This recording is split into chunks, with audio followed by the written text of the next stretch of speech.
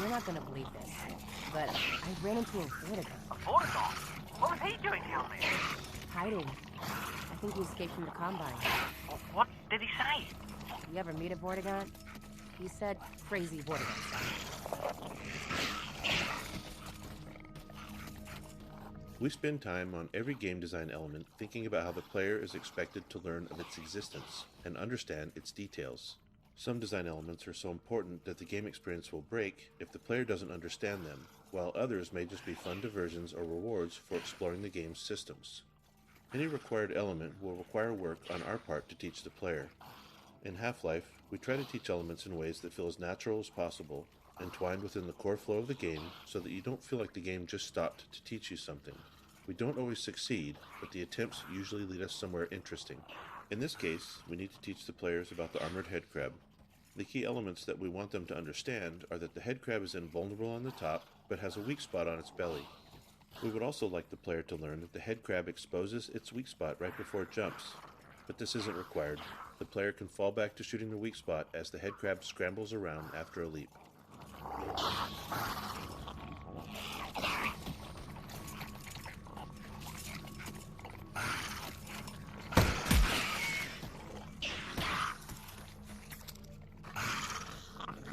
Teaching design elements of enemies is always tricky. Players have shown us for years that it's really hard to learn something new while under attack.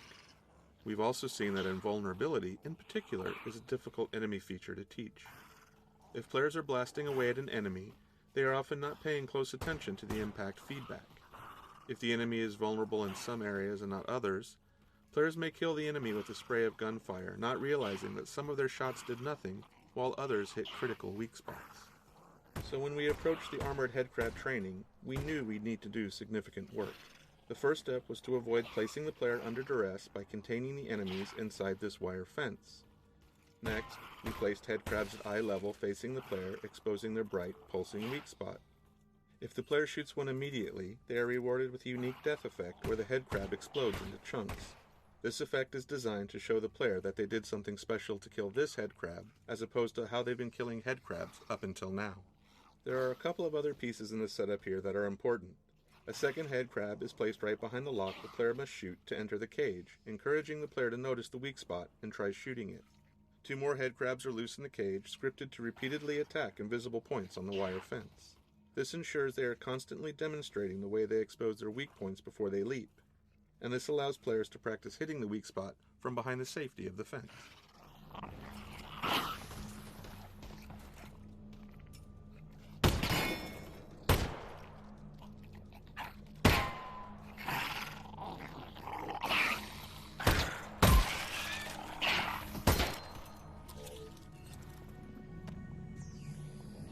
With any section of natural entwined training, we've observed that there's rarely any one thing that succeeds in teaching all players, nor do 100% of players leave with the perfect understanding we'd like. If player understanding is absolutely critical, we have to build a more bulletproof gate that ensures the player demonstrates understanding before moving onwards. In fact, we do just that when the player acquires the shotgun in the next area. In the case of the armoured headcrab, however, playtesting showed that we could afford to let a few players through with less than perfect understanding. This section gave them enough of a chance to experiment that they got a sense of what was going on, and further encounters with armoured headcrabs solidified it. There was still a lot of iteration on the visual design of the headcrab to further drive home its armour and weak point, and we also added a custom response to shotgun fire. In that case, the armoured headcrab flips over and wriggles for a second, exposing its weak point. This was added to reduce the resource loss we saw happening in players who were still struggling to understand the armoured headcrab mechanics after they acquired the shotgun.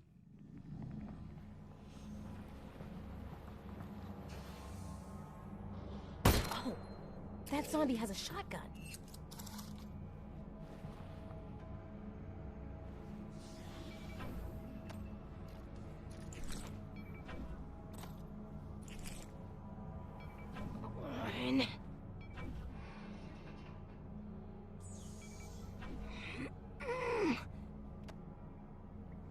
One challenge we always face when giving a new weapon or tool to the player is ensuring that they collect it before moving on. In these cases, we try to establish some kind of gate that the player can only get past using the new item. This can be especially tricky in cases where we are giving the player a new tool that doesn't fundamentally change their capabilities, as in the case of the shotgun, where almost everything that can be done with the shotgun can also be done with the pistol. In contrast, the pistol gate, where the player had to acquire the pistol before being able to shoot the lock off of the fence back at Russell's lab, was simple to design and execute. For this shotgun gate, we not only needed to ensure that the player collected the shotgun, but also that they learned how to load it before proceeding.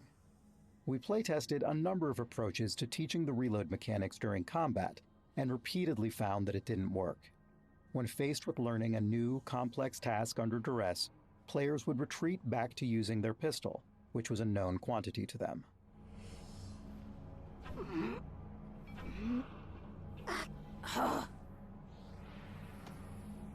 Once the player has collected the shotgun, they are only halfway through the shotgun gate. Next, they need to learn how to reload it. To drive home the necessity for the player to learn how to use this new weapon, we added an incoming threat, using a variety of audio and visual effects to sell it. While our goal is to make the player feel like they have a limited amount of time, the time pressure is entirely fake, and everything proceeds based on the player's progress in loading the shotgun for the first time. Once the shotgun has been loaded, a short timer starts, after which zombies burst through the walls. If the player happens to look at the walls before that timer is up, we abort the timer and introduce the zombies. The combination of a timer and a look trigger is a common trick used in places where we'd like the player to see a neat visual moment, but we can't wait forever or the game simply won't progress. The breaking of the walls by the zombies is the final step in opening the shotgun gate. Having new enemies open the way forward when they enter the player's space is a fairly tried and true method, but it's never one we're particularly happy with. It's always a bit too convenient and lacks agency on the player's part. But in a setup like this, which contains a novel puzzle, a new weapon, and its associated mechanics, plus an ambush, we're already dealing with a lot of design complexity packed into a small space, and further additions would complicate the scenario even further.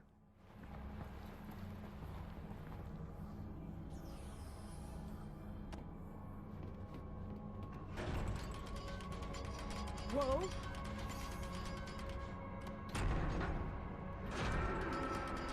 Do you hear that? Yeah. Let's get this shotgun and get out of here.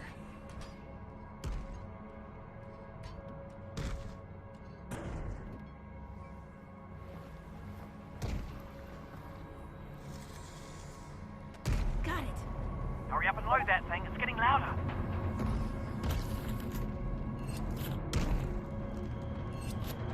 That's one.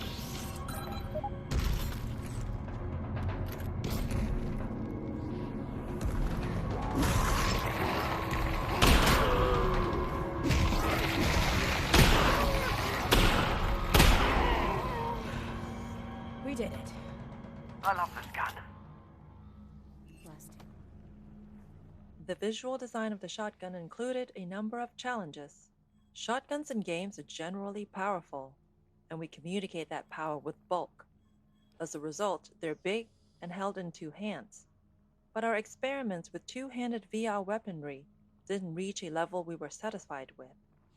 When holding a two-handed object in real life, the object itself provides a physical connection between the two hands, and that constraint allows players to stop thinking about it consciously, in addition to providing physical feedback. In VR, without that connection or feedback, we found that players had to keep maintaining their own internal sense of how they were holding their two-handed weapon, or they dripped their hands into positions that were hard for us to reconcile. As a result, our two-handed weapons required players to play along more than we liked. Since one of our core goals with Half-Life Alyx was to allow players to fully immerse themselves by ceasing to think about what they were doing in real life, we decided to focus on single-handed weapons, including the shotgun. Our initial instinct with the shotgun design was to use a regular real-world shotgun, but modified, with a sawn-off stock and barrel so it would seem less cumbersome when held with one hand. This approach always resulted in the handle being at the rear of the weapon, and we ran into the problem where the weapon always felt front-heavy. But obviously, the VR controller in your hand wouldn't reflect that, leading to a disconnect between what you were feeling and what you were seeing. Placing the handle more centrally and underneath the weapon helped avoid this disconnect. This implied centre of mass wasn't really maintained well as the weapon accrued upgrades throughout the game, but the first impression was the most critical. Since we were going with an odd form, we were keen to use common shotgun visual elements wherever we could to help with player recognition and to ground the design in some reality. One element we borrowed was a common shotgun tube magazine that stores shells horizontally in line with the barrel, and we were just able to fit the gameplay requirement of 6 shells without the overall length becoming unwieldy. You can see the effort we had to go for further shell capacity in the design of our autoloader upgrade. Our first reloading mechanic was based on the realistic insertion of 1 shell at a time. Playtesters found this to be overly tedious, although we did receive some positive comments that it made them feel like an action movie star. The simple addition of allowing the players to insert 2 shells at a time solved this issue, allowing us to keep the good part of the design whilst losing the bad. We were keen to reinforce the whole action movie star thing, and experimented with some big gesture the player could do to finalise reloading. The inclusion of a pop-up mechanism allowed us to add an additional step to the reload that further separated it from our other weapons, yet had a satisfying flick of the wrist to complete the action.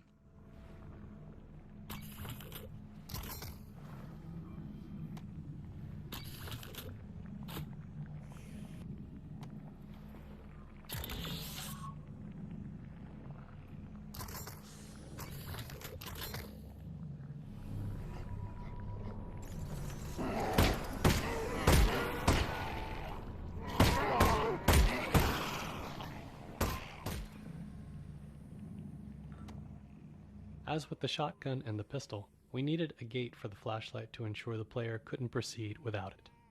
We tried a number of designs around the moment where the player collected the flashlight, but they all ended up being about the player picking up an object, and not specific to that object being a flashlight. Given that the flashlight's primary function is to provide light, we felt the gate needed to be an area of darkness. We also really wanted the player to be excited to get the flashlight, and that meant they had to experience darkness before collecting the flashlight. This turned out to be an interesting challenge because we already had many poorly lit areas prior to this, and now we needed an area that was so dark that players would correctly interpret it as a gate. Our initial implementation was simply to ensure there were no lights within the hallway. Unfortunately, playtesting immediately showed that wasn't enough. Some VR headsets have extremely low black levels, and on those headsets, enough light bounced in from this lit area to enable players to move forward. In addition, our low ground fog provided just enough contrast in the dark hallway for players to make out the scene and stumble through it. Even once we removed fog and bounce light in this area, we saw yet other ways that players tried to move forward. Some players would fire their pistol repeatedly, using the muzzle flash as a strobing light source. Others would use the teleport targeting UI to probe the room, because at that point in the project, it had a small light source attached to it. In the end, we disabled muzzle flashes inside the hallway, and the teleport UI lost its light. The final step was the addition of some dialogue from Alyx, commenting on the darkness and her need for a light source. This was aimed at solving a perceptual problem. Up until now, our game has taught players that their goal is to continue moving forward. And any time that forward progress is blocked, it's because there's something in the local area that needs solving. Given that structure, it's entirely rational for players to do everything they can to find some way to see in the darkness ahead. Alyx's dialogue is aimed at telling the player that the game has recognized their attempts to move forward here, but the solution lies elsewhere. Subsequent playtesting showed us that this dialogue, coupled with the brightly lit area containing zombies off to the right, helped tug players past the darkness entrance and on towards the flashlight. Too dark. You'll need a flashlight. I think you're right.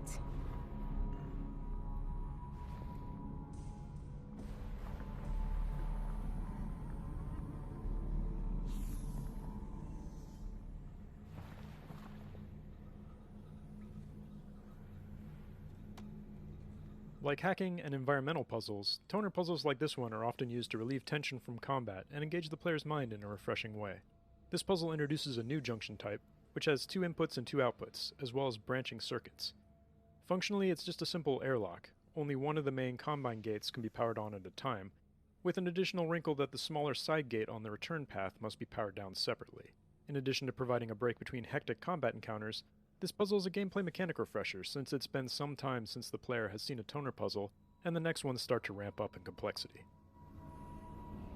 Whew. It is dark. Everything all right? Nope, I'm good. I'm good.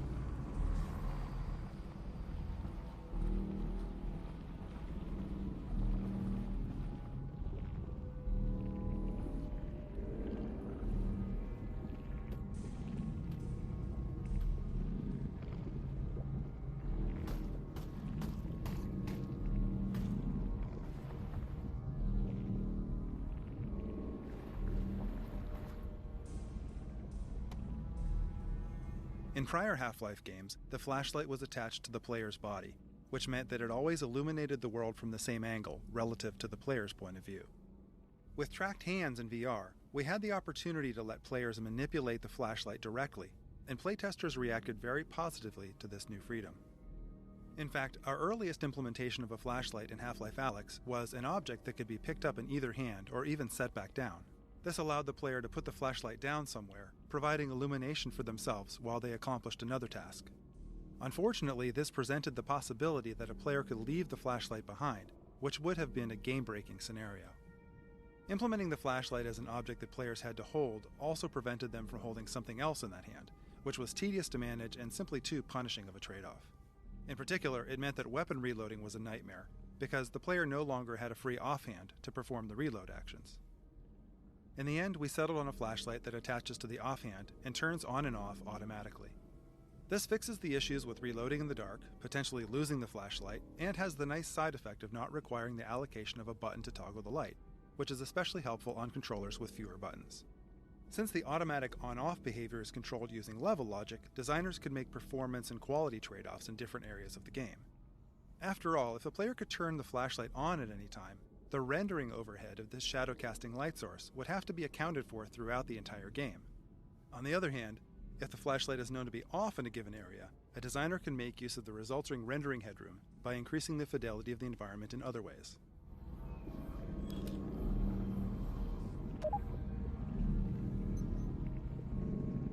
Oh, thank God.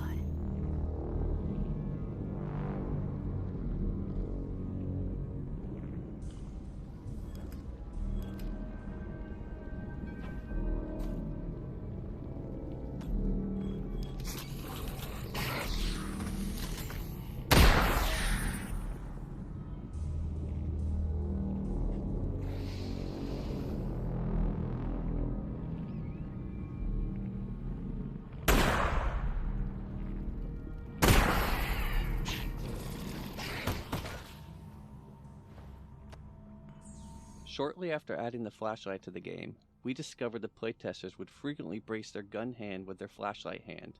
This meant that the players had to orient their flashlight hand awkwardly to align the light with their aim. We decided to make this an automatic behavior of the offhand whenever it was brought close to the grip of the gun. If you do this, you'll see that the offhand grips the gun in a natural pose, and the flashlight aligns with the aim. In fact, if you look closely at the end of the flashlight, you'll notice that it has a ball joint. This allows the flashlight to articulate based on whether the offhand is gripping the gun or not. The ball joint has 4 different orientations, one for each gun, and a neutral orientation for when the player is not supporting the gun to aim. These 4 orientations ensure that the flashlight is always pointed in an ideal direction for the player. In one-handed mode, the flashlight attaches to the gun hand at an orientation that is ideal for all scenarios.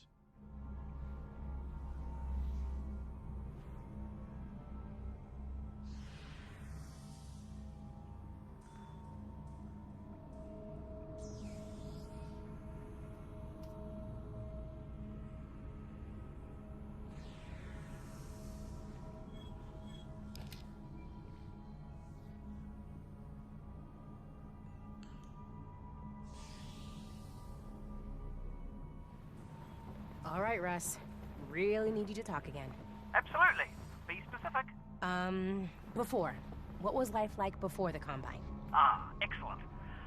Alyx, have you ever heard of a club sandwich? Nope. Not once. Right. To make a club sandwich, you need to start with bread. Not from a bread line, from a bakery across the street. Baked that day, okay? You add tomatoes, lettuce, not vegetable paste, fresh. Then you add bacon. That's from an animal we used to call the pig. You toast the bread, and you put all that inside it. You guys had all that? That's insane. It is, and I'm not done. Then you add a second sandwich on top of the first one.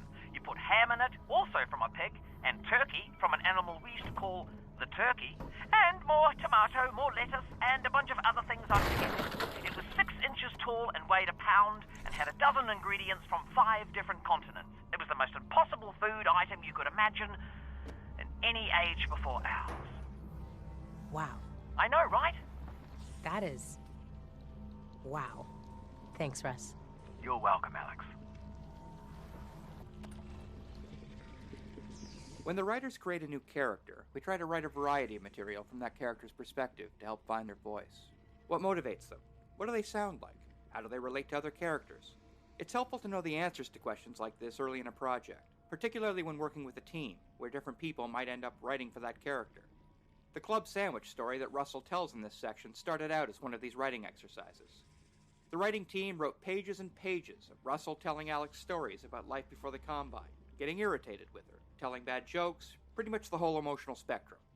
As we refined Russell's character, almost all of that fell by the wayside. We needed to do that work to get to Russell, but most of it didn't sound like Russell anymore. Later in the project, we decided to make Alyx scared of the dark, so we needed Russell to talk a lot in this section to keep Alyx company. It didn't matter what he was saying, it just had to be this voice in the darkness that she was grabbing onto. And then we remembered, hey, didn't we write a rambling sandwich monologue a year ago? And the club sandwich speech was resurrected.